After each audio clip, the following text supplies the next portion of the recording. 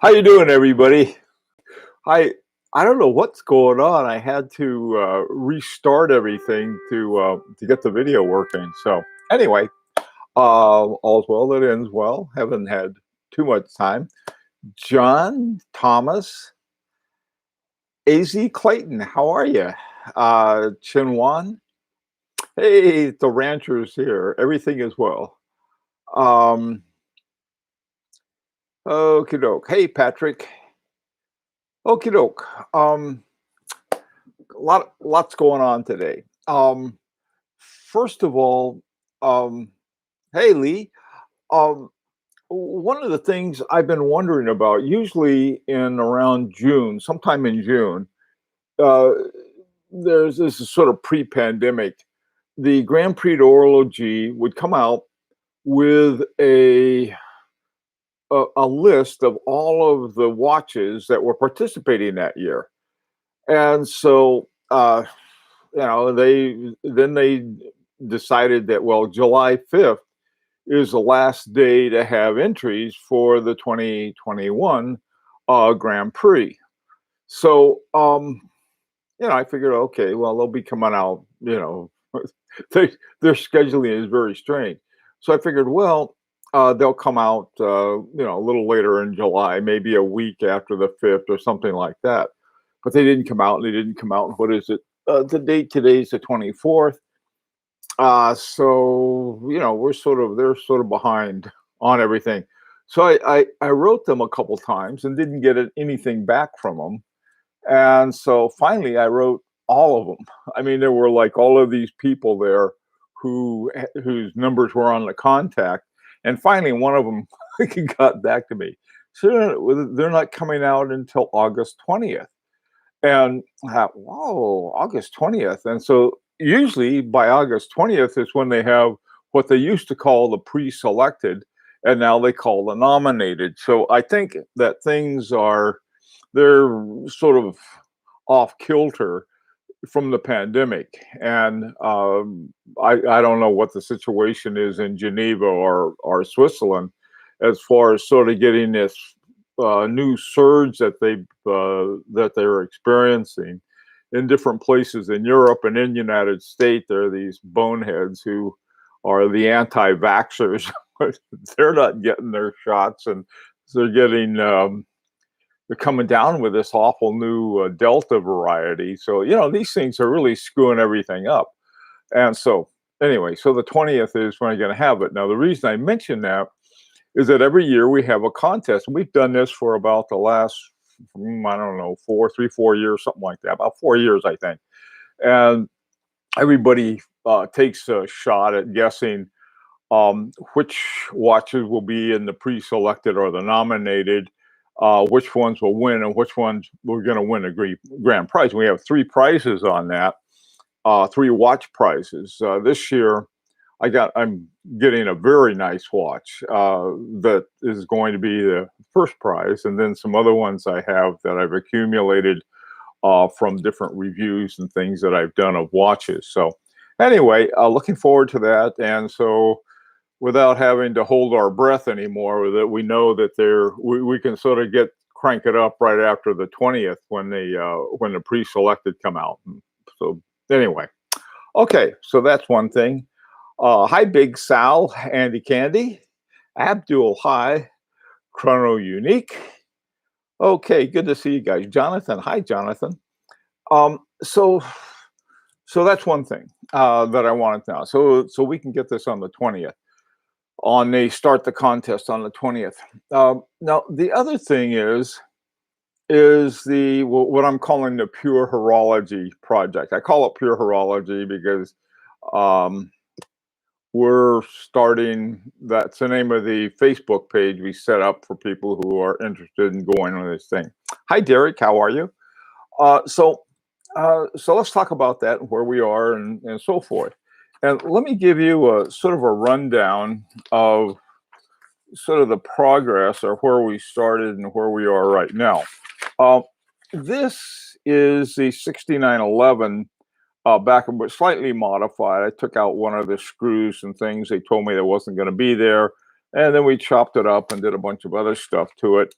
to try to have a little more so we could see beyond the see beyond just nothing. There are a bunch of plates here. And so these were sort of cut up, and I sent those to the Vitarex and at Agenhor, and I think we ended up with 4 bridges on that. I started off with 3, I think, but there was a problem. The big thing is that in production, if you've ever done any watchmaking of sorts, the a bridge like this is very easy to find the top to, but the more of the stems of the movement wheels that you have, you got to get them all lined up and put the thing on. 2's not too hard, but 3 and 4 and some of these other ones, I swear to God, they're using a robot and just comes right down on them. Okay, so that's step 1. Now, this is the watch that came from. And by the way, too, one of the interesting things is that, well, this is sort of a base to look at, but that we're not going to use that one, and I'll explain a little more about that in a second. Okay, so this was the original watch. This was called Lady Levity, and I think this was one of the finalists in the Grand Prix. I don't think this particular one won, but you can see the hands. I think the hour hand and the minute hand, and just sort of an interesting thing. This is a woman's watch. Okay, so it was originally what we've been sort of chopping on and so forth. Now, this one is the sort of the front view of this, and we've always been seeing as the back view. And so right here, this is 9 o'clock and this is 3 o'clock. That'll give you some kind of orientation.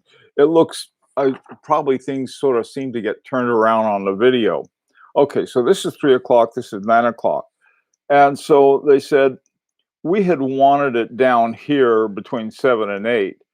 And see this little green thing right here? This is the hand that they felt that they could put in. Now, you might look down here and you say, well, there's plenty of room and so forth. But that's only part of the issue. The other part of the issue is that they have to have a pinion on the second hand, and then they have to have one of the wheels from the gear train that is going to hit that pinion and turn it for the seconds.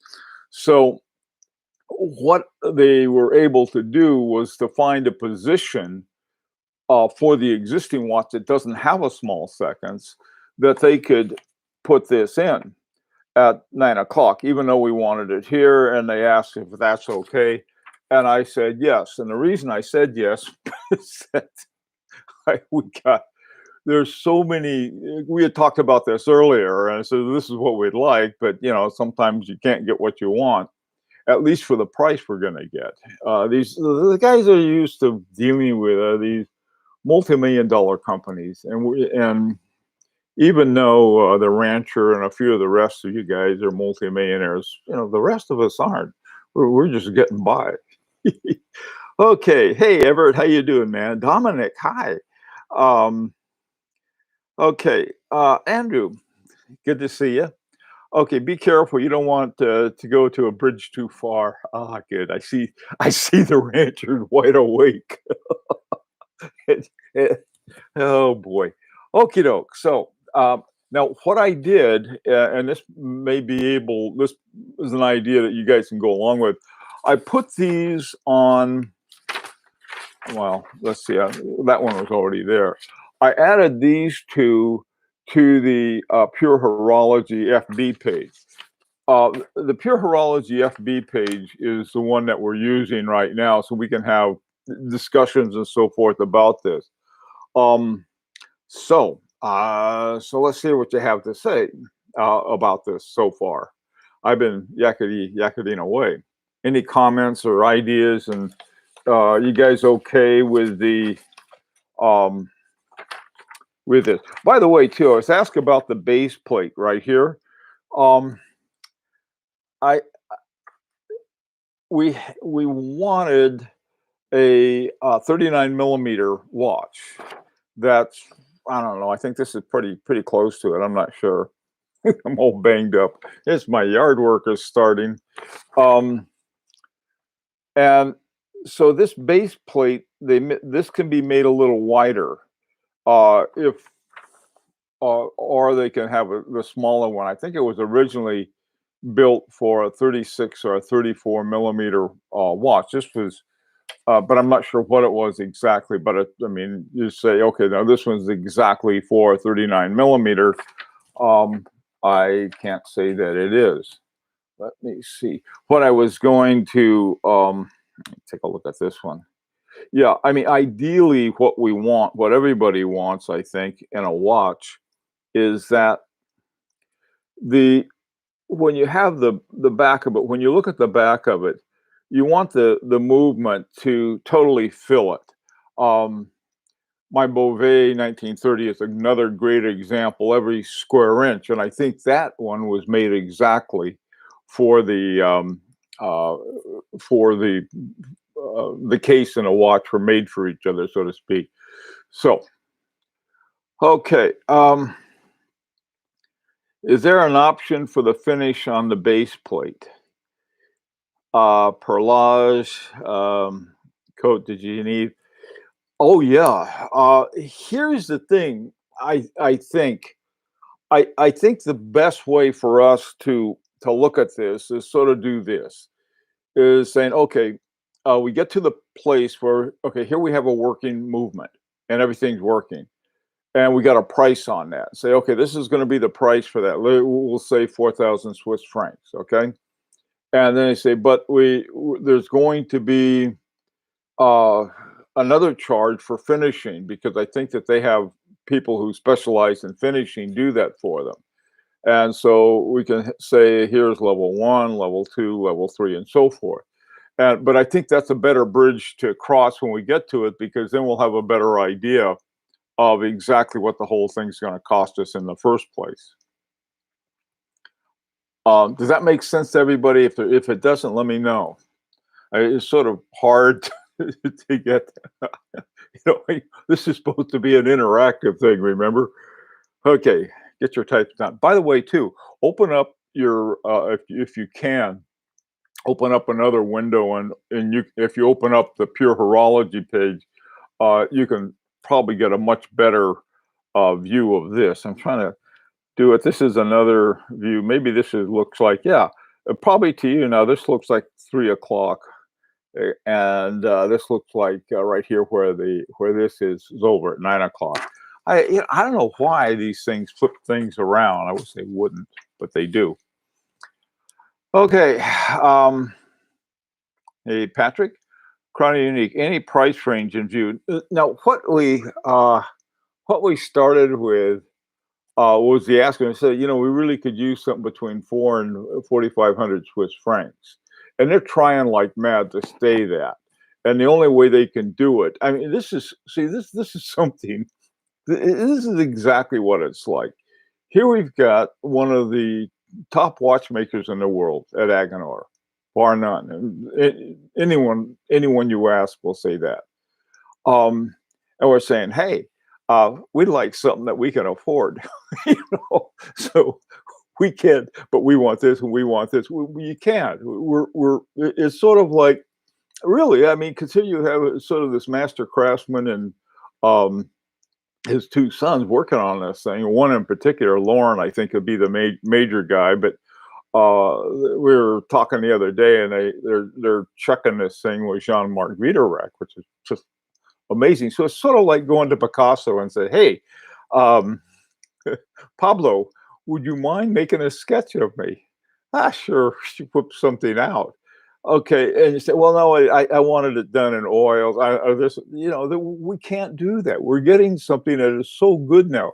I'm reminded of a story of this guy. He was an American soldier at the end of not the end, but near the end, when Paris was liberated. He was running around and found out that Pablo Picasso was in Paris. So he runs up to Picasso and he says, "Hey, would you do a sketch?" And he says, "Sure," and whips out a sketch.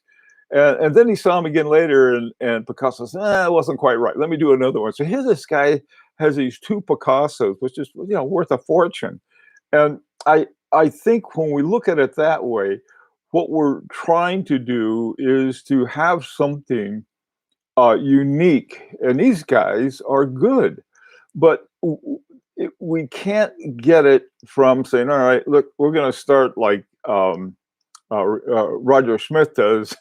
He's rolling out the gold bar on a to make the case for it. Okay, what we're rather doing is starting saying, look, would you do this? We want to keep the price down. So if you take an existing one to use as a base. Now, here's the only problem with that, which makes it even more interesting, because this is going to be bespoke. This is we can't have an exact copy of another movement, because when we make a movement for someone, it's theirs uniquely. I thought, my God, we're going to get one of those. So I'm really very happy with it. I'm also okay with saying, well, we can't do that. And okay, you guys are the watchmakers. We're not. A lot of us think, well, I'm a pretentious watchmaker, but other than that, not really. Okay. Okay, we will have access to buy it. Where can we get info on the advances? Okay. All right. Here's some options. This is something else we got to talk about. About a year ago, a little over a year ago, I guess, we started this project. I had been in Dresden, Germany, and I was talking to Rolf Lang. And Rolf was trying to figure out how to promote his watches. I said, you know what we can do? I said, we got a bunch of guys that really appreciate high horology. And what we could do is I could pass it around to 12 guys. And so for a year, what we'd have was sort of a constant promotion of this. And so he gives us, like, not only did he give us a watch to use, but he gave us a special one. There are two different kinds of movements that he has. One is called one is regular, and then the other one is, I'm trying to think what it was called. Oh boy, marine chronometer. That was a marine chronometer level. So here we get, and so he took a regular one and put it in this special escapement for us. So we're talking about a $25,000 watch. And the interesting thing was that a lot of the guys involved in it were very concerned. And so was I. And so after a month playing around with it, they sent it to the next guy. I said, okay, here's what we're going to do. We're going to pass it around, send it to the next guy, and so on and so forth. We did that. It worked out great.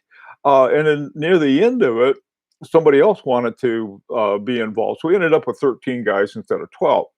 Okay. And then the pandemic hit and all kinds of weird stuff happened. But we got it done. And then at the end of it, I wasn't quite sure what to do with it, because I knew that Rolf Lang had all kinds of other plans he was working on. And so I told him, I said, just let me know what you want to do. I said, just hang on to it for now. So I did. And then a little later, he writes and says, hey, somebody wants to buy that watch. Could you send it back? And then I'll have them, and I can sell it to him. So that's what happened. So, it's something, and how to set this up in terms of, so that we can, because it's going to cost us something. But if we're talking about, let's say $4,500 for the movement, and I think if we take it one step at a time, then then we can sort of protect each other, in the sense that the worst we can lose would be whatever the next step was in terms of any kind of financial thing. We're going to have to work that out, though. And if you have any ideas about a way we could do that, that would make everybody feel happy about it, that'd be great. One of the things, though, is that once we start the commitment for one of the steps, that's it. So I say, okay, look, to get started, everybody, we all have to chip in $1,000 and send it to Agenor, so they know that we're serious, and then they have to start using their resources to get it done. And then someone says, oh, I don't want to do it. you can just, put little wings on that on your investment, watch it fly away. Because this is not going to be something we can, do like, we're getting it on eBay or Chrono 24. This is not that at all. This is for literally a bespoke movement as a first step. So by taking it a step at a time, I think we'd be able to pull it off in the same way that we did with the Rolf Lang watch. Exactly the details of it, we're going to have to watch it to get it out. Yeah, economically, it's not a smart choice for them. Rancher, I wish you don't say that too loudly. They may hear you. Okay, I think you may be right. Hi, OAS. Let me see. Hoaz. Is that how you say it? JOAS. I don't want to say it wrong. I say so many things incorrectly. Okay, and that person has been asking others what time it was ever since. Hi, watching watches. Where did you buy this illuminated hat? My hat? Oh, it's not illuminated, but I got it. My hat was from Delmonico Hatters in New Haven, Connecticut.